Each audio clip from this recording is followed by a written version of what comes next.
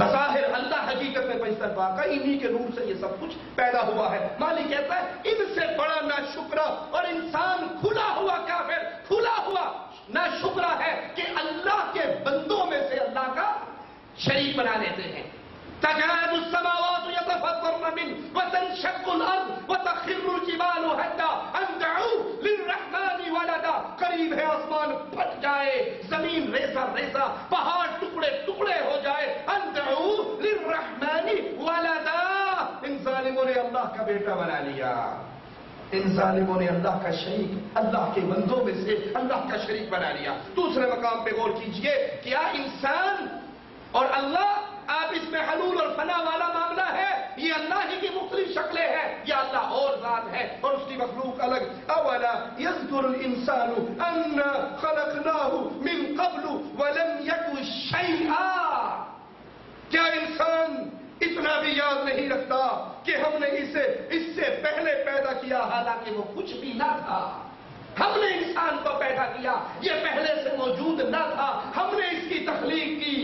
یہ اللہ کے نور کا ٹکڑا نہیں ہے، یہ اللہ کی مختلف شکلوں میں دنیا پہ نہیں آیا ہوا، یہ کفر کا عقیدہ ہے۔ فوائد دیوان محمدی یہ کتاب ہے بابا فرید کی، اس کتاب کے اندر وہ ایک شعر لکھتا ہے، محمد یار فریدی کی کتاب، محمد یار رائٹر کا نام ہے اور محمد صلی اللہ علیہ وسلم ہمارے نبی کا نام۔ رائٹر کہتا ہے گر محمد نے، پہلے محمد سے مراد رائٹر ہے، گر محمد نے محمد کو صلی اللہ علیہ وسلم، گر محمد نے محمد کو خدا مان لیا پھر تو مسلمان ہے، دغاباز نہیں ہے۔ چوکاں دے وچ بلے بہدے، ملا وچ مسیتا جی، سادو سدا سدھانے جنہ ڈھونڈ لیا اصلیتا جی، پیر مدا مرشد نور رب آکھی پامے فتوے لال شریتا جی۔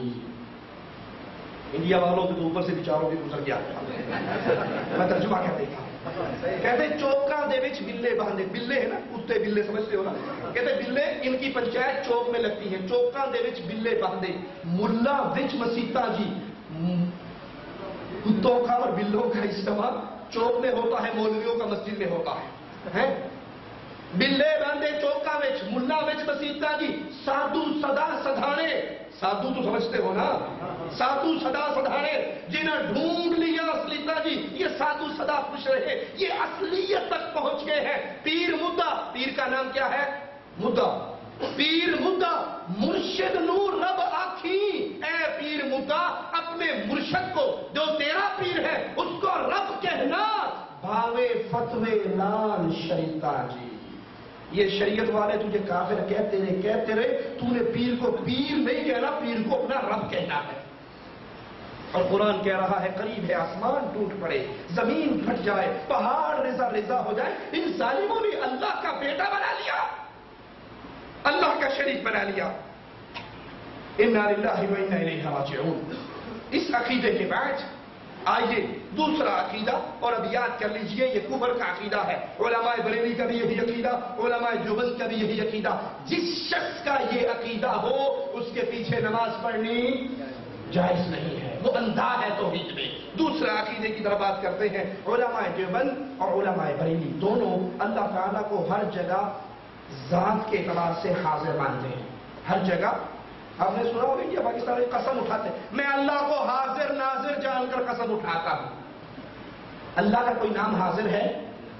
اللہ کی کوئی صرف حاضر کون ہوتا ہے؟ مجرم حاضر ہوتا ہے، مجرم حاضر ہوتا ہے عدالت میں، ملزم حاضر ہوتا ہے پولیس کے سامنے، وکیل حاضر ہوتا ہے جج کے سامنے، شاگرد حاضر ہوتا ہے استاد کے سامنے، مرید حاضر ہوتا ہے پیر کے سامنے۔ کبھی آپ نے سنا آپ نے پیر مرید کے سامنے حاضر ہوا؟ سنا؟ جج وکیل کے سامنے حاضر ہوا، تھانے دار سپاہی کے سامنے حاضر ہوا؟ سنا؟ جو حاضر ہو اس کی ویلیو کم، جس کے سامنے حاضر ہو اس کی ویلیو زیادہ ہوتی ہے۔ تو ہم دن میں 5 مرتبہ رب کے گھر میں حاضر ہوتے ہیں، رب ہمارے سامنے حاضر نہیں ہوتا۔ کہا اللہ حاضر ہے ہر جگہ پر۔ ملا علی قاری حنفی شرح فقہ اکبر میں لکھتے ہیں صفحہ 114 پر اللہ تعالیٰ کا اپنی مخلوق سے بلند عرش پر ہونا، اپنی مخلوق سے بلند ہونا اس آیت سے ثابت ہوتا ہے۔ وَهُوَ الْقَاهِرُ فَوْقَ عِبَادِهِ، وہ زبردست ہے اپنے بندوں سے اوپر، جبکہ اللہ تعالیٰ کا بلند اوپر ہونا محض علو مرتبت ہے کہ اللہ شان میں اوپر ہے، اللہ عزت میں زیادہ ہے، اللہ بزرگی میں اوپر ہے، نہ کہ علو مکانی۔ اس آیت سے یہ نہیں ثابت ہوا کہ اللہ عرش پر، اللہ اپنے عرش پر مستوی ہے، اس سے علو مکانی ثابت نہیں ہوتی۔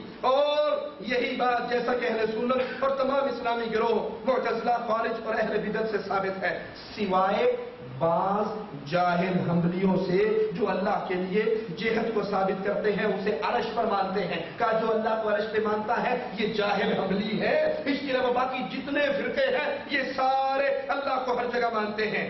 اللہ اپنے عرش پر نہیں ہے، اللہ ان باتوں سے بہت بلند اور بڑا ہے۔ انا للہ و انا الیہ راجعون۔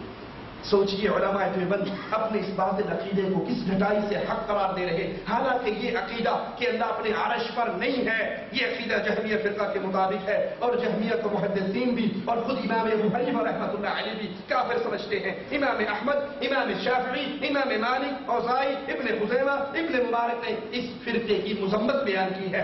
آئیے محدثین کا عقیدہ کیا ہے کہ اللہ کہاں ہے، اللہ ہر جگہ پہ ہے یا اللہ اپنے عرش پر مستوی ہے اور اس کی قدرت، کنٹرول، حکمت، حکومت ہر چیز کو گھیرے ہوئے ہے۔ امام ابن خزیمہ رحمہ اللہ فرماتے ہیں جو شخص اللہ کے عرش پر ہونے کا قائل نہ ہو اسے 7 آسمانوں سے اوپر نہ مانے۔ امام ابو حنیفہ کا بھی یہی فتویٰ، جو یہ کہے میں نہیں مانتا اللہ اپنے عرش پر ہے، یا میں یہ نہیں جانتا کہ العرش 7 آسمانوں کے اوپر ہے، امام ابو حنیفہ رحمۃ اللہ علیہ فرماتے ہیں یہ بندہ کافر ہے، مسلمان نہیں ہے۔ امام ابن خزیمہ رحمہ اللہ بھی فرما رہے جو اللہ کے عرش پر ہونے کا قائل نہ ہو اسے 7 آسمانوں سے اوپر نہ مانے، وہ اپنے رب سے کفر کرنے والا کافر ہے، اس کا خون حلال ہے، اس سے توبہ کرائی جائے، توبہ کر لے تو ٹھیک، وگرنہ اس کی گردن اتار دی جائے، گندگی کے ڈھیر پہ پھینک دیا جائے تاکہ مسلمان اور ذمہ اس کے جسم سے اٹھنے والی بدبو سے تکلیف نہ پائے۔ اس کا مال غنیمت ہوگا، کوئی مسلمان اس کا وارث نہیں بن سکتا کیونکہ مسلمان کسی کافر کا وارث نہیں۔ اللہ کے نبی نے فرمایا مسلم کافر کا اور کافر مسلمان کا وارث نہیں ہوتا۔ محدثین کا عقیدہ کیا ہے؟ اللہ اپنے عرش پر ہے۔ اہل سنت کا عقیدہ کیا ہے؟ اللہ اپنے عرش پر ہے اور عرش 7 آسمانوں کے اوپر ہے۔ جو اللہ کو عرش پہ نہ مانے یا اللہ کے عرش کو آسمانوں کے اوپر نہ مانے اس کو محدثین امام ابو حنیفہ اور باقی ائمہ مسلمان نہیں مانتے، اس کے کفر کا فتویٰ دیتے ہیں۔ لیکن سنیے علامہ شبیر احمد عثمانی اپنی تفسیر میں قرآن مجید کی آیت وَلِلَّهِ الْمَشْرِقُ وَالْمَغْرِبُ فَأَيْنَمَا تُوَلُّوا فَثَمَّ وَجْهُ اللَّهِ، مشرق اور مغرب کا مالک اللہ ہے، تم جدھر بھی منہ کرو ادھر ہی اللہ کا منہ ہے۔ اس آیت کی تفسیر میں 2 قول ہیں۔ ایک تو یہ کہ بیت المقدس سے جب خانہ کعبہ کی طرف مسلمانوں نے منہ کیا تو یہودیوں نے طرح طرح کی باتیں بنائی جس پہ یہ آیت اتری، اور اس کی شان نزول میں دوسرا قصہ کیا ہے کہ جب تم حالت سفر میں نماز پڑھو، سواری پر نفل نماز پڑھو تو پھر سواری کا منہ کدھر بھی ہو تو نفل نماز سواری میں اور اس کا منہ قبلے کی طرف نہ بھی ہو تو پڑھی جا سکتی۔ یہ اس کی اصل تفسیر ہے۔ لیکن شبیر احمد عثمانی صاحب اپنی تفسیر میں کیا فرماتے ہیں سنیے، کہتے ہیں یہ بھی یہود و نصارہ کا جھگڑا تھا کہ ہر کوئی اپنے قبلہ کو بہتر بتاتا۔ اللہ تعالیٰ نے فرمایا، اللہ تعالیٰ نے، لفظ یاد رکھنا، اللہ تعالیٰ نے فرمایا اور اللہ نے یہ بات کہیں نہیں فرمائی، یہ اللہ کی طرف جھوٹ ہے۔ اللہ نے فرمایا، اللہ مخصوص کسی طرف نہیں بلکہ تمام مکان اور جہت سے اللہ منزہ ہے۔ اللہ نے یہ بات نہ قرآن میں فرمائی نہ حدیث میں فرمائی۔ اللہ جہت کی نسبت اللہ کی طرف کرنا جائز نہیں، وہ تمام جہت اور مکان سے منزہ ہے، حالانکہ اس آیت میں ایسا کوئی ذکر نہیں، یہ اللہ پر جھوٹ ہے۔ علامہ خلیل احمد سہارنپوری اپنی کتاب المہند علی المفند کے صفحہ 42 پر لکھتے ہیں البتہ جہت و مکان کا اللہ تعالیٰ کے لیے ثابت کرنا ہم جائز نہیں سمجھتے، اور یوں کہتے ہیں کہ وہ جہت اور مکانیت اور جملہ علامات حدود سے منزہ عالی ہے۔ مولانا طارق جمیل بھی اپنی ایک تقریر میں فرماتے ہیں، اور یہ سی ڈی بھی میری جیب کے اندر موجود ہے، جو دیکھنا چاہے دکھا سکتا ہوں۔ وہ کہتے ہیں تو لا مکان ہے، اس میں کوئی شک نہیں، اللہ تو لا مکان ہے، محتاج ہیں، اس میں کوئی شک نہیں۔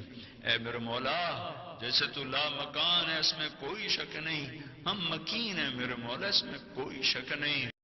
الرحمن علی العرش استوى، رحمان کہاں ہے؟ اپنے عرش پر. اور مولانا تعالیٰ جمیل کہہ رہے اللہ تو لا مکان ہے، اس میں کوئی شک نہیں. آئیے اب اہل حدیث جو اصل میں اہل سنت ہے ان کا عقیدہ سنتے ہیں کہ اللہ اپنے عرش پر مستوی ہے، آسمان دنیا پر اللہ نزول کرتا ہے، لیکن جملہ علامات حدوث سے منزہ رہتے ہوئے اپنے عرش پر ہوتے ہوئے اس کی قدرتیں ہر مقام پر ہے، اس کے نزول کی کیفیت مخلوق کے نزول جیسی نہیں ہے کہ اصل مکان ہی خالی ہو جائے، بلکہ اس کا نزول بھی اس کی شان کے مطابق لیس کمثلہ شیء، اس کی کوئی مثال نہیں ہے. باوجود اللہ کے لیے جہت فوقیت کا اثبات کر کے اور باوجود اللہ کے لیے مقام عرش کا اثبات کرتے ہوئے اسے قدرت سمع بصارت کے ساتھ ہر مقام پر قادر مطلق تسلیم کرتے ہیں. ہم اس ذات پاک کو باوجود کہ وہ اپنے عرش پر مستوی ہے ہم اس کو مانتے ہیں، لیکن ہم اس کو محدود تصور نہیں کرتے، بلکہ یہ عقیدہ رکھتے ہیں جو قرآن نے ہمیں سمجھایا ہے. ان اللہ قد احاط بكل شيء علما، اللہ نے ہر شے کو باعتبار علم گھیرا ہوئے ہے.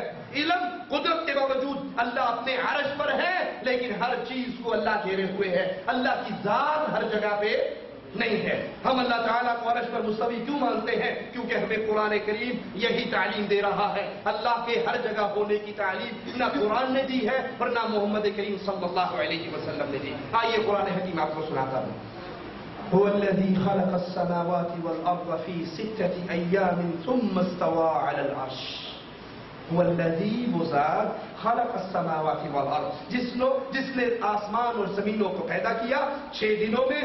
ثم استوى على العرش، پھر وہ اپنے عرش پر مستوی ہوا جیسے اس کی شان کے لائق ہے. دوسری آیت سنیے، الرحمن على العرش استوى، رحمان اپنے عرش پر قائم ہے. اللہ الذي رفع السماوات بغیر عمد ترونها ثم استوى على العرش وسخر الشمس والقمر، اللہ وہ ہے جس نے آسمانوں کو بغیر ستونوں کے بلند کر رکھا ہے کہ تم اسے دیکھ رہے ہو، پھر وہ اپنے عرش پہ قرار پکڑے ہوئے ہے. تیسری آیت سنیے، اَأَمِنْتُمْ مَنْ فِي السَّمَاءِ أَنْ يَخْسِفَ بِكُمُ الْأَرْضَ فَإِذَا هِيَ تَمُورُ، کیا تم اس بات سے بے خوف ہو گئے ہو کہ آسمانوں والا تمہیں زمین میں دھسا دے اور زمین اچانک لرزنے لگے؟ یہ آیات بول بول کر ہمیں سمجھا رہی ہے کہ رحمان اپنے عرش پر مستوی ہے. صحیح مسلم کے اندر ایک لونی کا قصہ ہے. ایک صحابی سیدنا معاویہ اسے آزاد کرنا چاہتے تھے، اللہ کے نبی کے پاس لے کر آئے اور کہا اللہ کے نبی اس کا امتحان لیجیے، اگر یہ مومنہ ہے تو میں اس کو آزاد کر دوں. آپ نے صرف 2 سوال کیے. پہلا سوال این اللہ، پہلا سوال این اللہ، اللہ کہاں ہے؟ اس لونی نے فوراً آسمان کی طرف اشارہ کیا. اس نے قوالیاں نہیں سنی تھی نا، اگر قوالی سنی ہوتی پھر کہتی ادھر دیکھا تو ہی تو. اس نے کہا اللہ اپنے عرش پر. کہا میں کون ہوں؟ میں کہنا اس کا بھیجا ہوا رسول ہے. آپ نے فرمایا مومنہ ہے، اس کو آزاد کرتے. یہ تو قرآن کریم اور احادیث کے دلائل تھے. میں آپ کو ایک دلیل عقل کی بھی دینا چاہتا ہوں. جو حضرات یہ کہتے ہیں اللہ ہر جگہ ہے، ان کی فطرت بھی مانتی ہے کہ اللہ عرش پہ ہے. کیسے؟ دعا کے لیے ہاتھ اٹھائیے، دعا کے لیے ہاتھ اٹھائیے. کیسے اٹھے ہوئے ہاتھ؟ یہ ہاتھ کہاں اٹھے ہوئے ہیں؟ یہ خالی ہاتھ ادھر ہیں اوپر کی طرف. کیوں؟ فطرت سلیم بول بول کر کہہ رہی ہے ان کو بھرنے والا اپنے عرش پہ ہے، ان خالی ہاتھوں کو بھرنے والا عرش پہ ہے. اسی لیے اٹھتے نا یا اللہ یا رحمان اللہم. اچھا اگر یہ مان لیا جائے کہ اللہ ہر جگہ، پھر ہاتھ کیسے اٹھنے چاہیے؟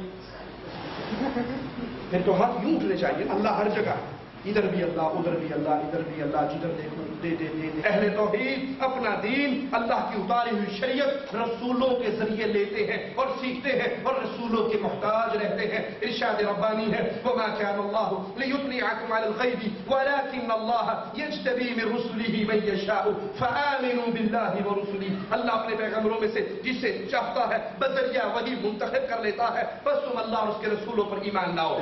اب جو شخص براہ راست اللہ سے سننے کا دعویٰ کرے وہ اللہ پر جھوٹ باندھتا ہے. ومن اظلم ممن افترى على الله كذبا، اس سے بڑا جھوٹا کون، ظالم کون ہوگا جو اللہ پر جھوٹ باندھے. لیکن علماء دیوبند اس شخص کو اللہ کا ولی جانتے ہیں جو احادیث رسول کو نبی کے واسطے کے بغیر ڈائریکٹ اللہ سے سنتا ہے. مولانا زکریا فضائل حج صفحہ 164 کتب خانہ فیضی لاہور سے جو چھپا ہوا، اس میں کہتے ہیں ابدال میں سے ایک شخص نے خضر علیہ السلام سے پوچھا آپ نے اپنے سے زیادہ مرتبے والا کوئی دیکھا؟ کہا ہاں ایک مرتبہ مسجد رسول میں موجود تھا.